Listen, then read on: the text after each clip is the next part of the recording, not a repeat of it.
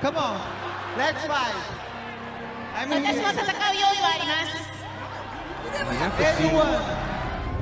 This Brazilian is one of the most dominant athletes of all time in women's jiu-jitsu.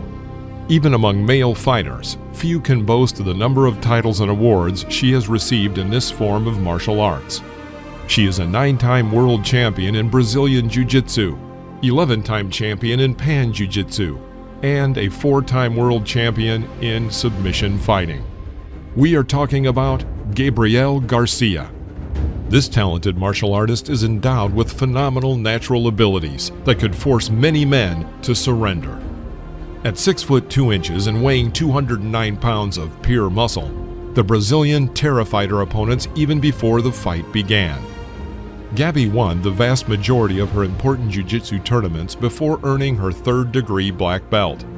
Garcia also built a short but successful career in mixed martial arts, where she remained undefeated. Punches there by Garcia. Gabi's MMA debut took place on the last day of 2015 at the Rizin Fighting World Grand Prix 2015 Izanomai tournament in Japan. Her opponent was the German-born Tongan-American professional wrestler, Lady Tapa. Though the fight was close, Gabi appeared to be more powerful than her American rival. Seconds later, Gabi rushed to the attack and ran into a hard left hook that knocked her down. Tapa wanted to finish off her opponent, but Garcia got up and survived. She came to her senses, and after a short pause, she began to put pressure on Tapa.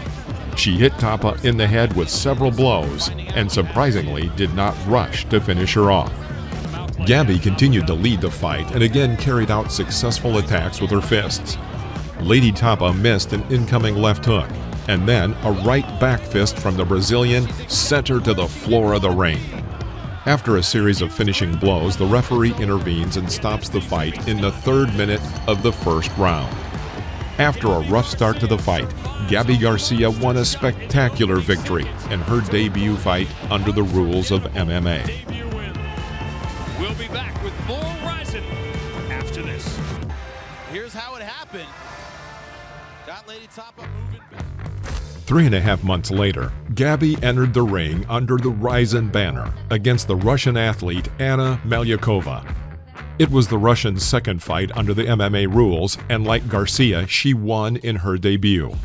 The size difference between the fighters was immediately apparent. After the first attack, Garcia knocked Meliakova down, and Gabi immediately took up a full mount position. It was very hard for Anna to survive under the hail of ground and pound, and she defended herself as best as she could.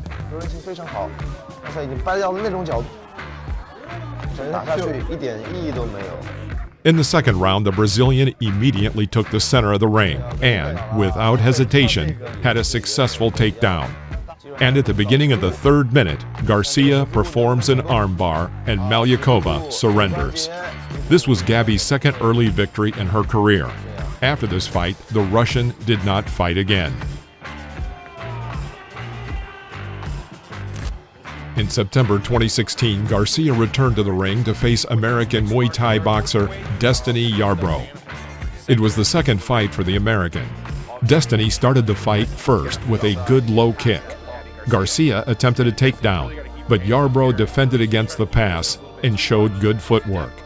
Now Destiny tried to land a takedown herself, but Gabi prevented it. Well, the natural thought here is yes, right there, the overhang. Even trying for a takedown yet. She looks to be really just working her standing. The Brazilian attacked and pulled Destiny to the ground. At first, she showed a good series of punches from the back from side control, including knee strikes. Yarbrough rolled over and landed a good hammer fist on Garcia's jaw. From side control, Gabi tried to force Destiny to submit using an Americana hold, then got into a full mount and brought the match to an end. In the 3rd minute, Destiny Yarbrough tapped out. It was Gabi's 3rd early victory. Yarbrough had one more fight and hung up her gloves with a record of 2-1. 3 months later, Gabi Garcia fought again in Japan. This time her rival was the local athlete, Yumiko Hotta. The Japanese fighter was almost 18 years older than Gabi, but was a multiple world wrestling champion and had a 5-4 mixed martial arts record. Hotta decided to put on a show and began performing wrestling elements where the fighter pushes off the ropes to gain momentum. After the third such move, Gabi caught Yumiko and slowed her down a bit with a left hook. Yumiko missed a knee to the head and then a powerful knee to the chest. Garcia unleashed a hail of punches on her opponent. Hotta fell and Gabi finished her off with several more punches. At 41 seconds, Gabi Garcia got her fourth early victory in a row. Yumiko Hotta did not enter the ring after this defeat. Gabi Garcia. Garcia's next opponent was the Russian Oksana Gogloeva, for whom it was her debut in mixed martial arts. She was a multiple champion of Russia in boxing and grappling. The fight ended before it really even started. Gogloeva started the round with a jab and then threw out an overhand. Gabi defended herself and accidentally jabbed her fingers in her opponent's eye. The fight lasted only 14 seconds and was declared a no contest. After this fight, Oksana Gogloeva no longer performed according to the rules of MMA. It turned out that in 1 month, Gabi had 2 fights with the status of no contest. One in the MMA and one in shoot boxing. This was the only boxing match that Gabi performed. The next time Garcia entered a fight was not under the banner of Rizin, but the cage of the Road FC 047 tournament in Beijing, China, in May of 2018. Her opponent was another Russian fighter, Veronika Futina. It was Veronica's debut in mixed martial arts, though she was a multiple world champion in hand-to-hand combat. After the bell, Veronika began testing Gabi with a jab. Gabi responded with a good series of punches.